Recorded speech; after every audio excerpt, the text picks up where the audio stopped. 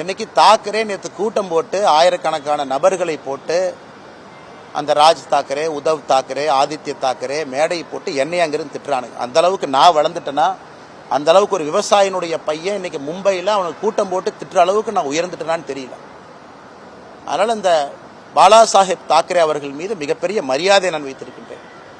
பாரதிய ஜனதா கட்சியில் நம்முடைய அலுவலகத்தில் நான் மாநில தலைவராக பணியாற்றிய பொழுது 2 பேர்த்தோட புகைப்படம் என்னுடைய இதில் இருக்கு. ஒன்று சத்ரபதி சிவாஜி அவர்கள், மற்றொன்று மகாகவி பாரதி அவர்கள், திருவள்ளுவர் எல்லாமே வச்சிருக்கோம். அதனால் இவனுக்கு இந்த மிரட்டல் போட்டு இந்த சிவசேனா, இன்னைக்கு தாக்கரேவோட சிவசேனா அவங்களுடைய பத்திரிகை நம்ம முரசொலி மாதிரி சாம்னான்னு ஒன்று வச்சிருக்கானுங்க. அதில் எழுதியிருக்கானுங்க, மும்பைக்குள்ள வந்தால் என் காலை வெட்டுவேன், இங்க் அடிப்பேன்னு. நான் மும்பைக்கு வரத்தான் போகிறேன், நீ இங்க் அடிச்சு பாரு, காலை வெட்டிப்பாரு, அதெல்லாம் 2 ஒன்று பார்த்துடலாம். அதனால் இந்த மிரட்டல் உருட்டுருக்கெல்லாம் நான் பயந்துருந்தா ஊரில் உட்காந்து என் கிராமத்துக்குள்ளே சொந்த ஊரில் தான் இருக்கணும். இரண்டாவது, இன்னைக்கு பாரத பிரதமர் நரேந்திர மோடி அவர்கள் இந்தியாவுடைய தலைவர் நான் சொல்லும் பொழுது அவர் குஜராத்தி இல்லைன்னு ஆயிருமா? அதே போல காமராஜர் ஐயா அவர்கள் இந்தியாவுடைய மாபெரும் தலைவர் நான் சொல்லும் பொழுது அவர் தமிழர் இல்லை என்று ஆகிவிடுமா? இன்னைக்கு மும்பை உலகத்தினுடைய தலைநகரம் என்று சொல்லும் பொழுது அது மராட்டியர்களால் கட்டிய நகரம் இல்லைன்னு ஆயிருமா?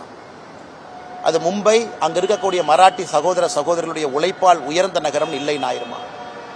இதெல்லாமே அந்த நகருக்கு ஒருவர் சொல்லக்கூடிய பெருமை, ஒரு அடையாளம். எப்படி பாரத பிரதமர் நரேந்திர மோடி அவர்கள் இந்தியாவினுடைய தலைவர், உலகத்தினுடைய தலைவர் என்று சொல்லும் பொழுது அவர் பிறந்த இடமும் பிறந்த மண்ணையும் மறந்துடுவோமா? எல்லாம் முட்டாள்கள், அறிவில்லாதவர்கள். இந்த சஞ்சய் ராவட்னு ஒருவர் இருக்கின்றார். அங்கே என்ன பேசுறதே தெரியாம காலையில் பத்திரிகையாளரை சந்தித்து வாமிட் எடுப்பது மட்டும்தான் சஞ்சய் ராவத்தினுடைய காலை வேலை. 6 மணிக்கு வாமிட் எடுக்கணும், அதுக்கு 4 பத்திரிகையாளர் சந்திப்பு நடத்தணும். இன்னைக்கு 3 தாக்கரே கூட்டம் போட்டு மிரட்டிட்டு இருக்காரு. என்னை பற்றி நீ அவமானப்படுத்துறது எனக்கு ஒன்றும் புதுசு இல்லை. தமிழ்நாட்டில் டிஎம்கே அதைத்தான் காலங்காலமாக செய்கிறாங்க. ஆனால் தமிழர்களையே அவமானப்படுத்துகிறாங்க. இந்த லுங்கி கட்டினவனுங்க, வேட்டி கட்டினவனுங்க, இவனுங்களாம் இப்படி, இவனுங்களாம் அப்படின்னு.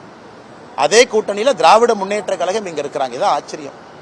அதனால் அது திமுக தமிழகத்தில் இருக்கட்டும், அங்கே இருக்கக்கூடிய இன்னைக்கு இருக்கக்கூடிய இந்த உத்தவ் தாக்கரே, ராஜ் தாக்கரே, ஆதித்ய தாக்கரேவாக இருக்கட்டும், இவர்கள்லாம் மிரட்டி தான் அவங்க பிளப்பை ஓட்டிக்கிட்டு இருக்கிறாங்க.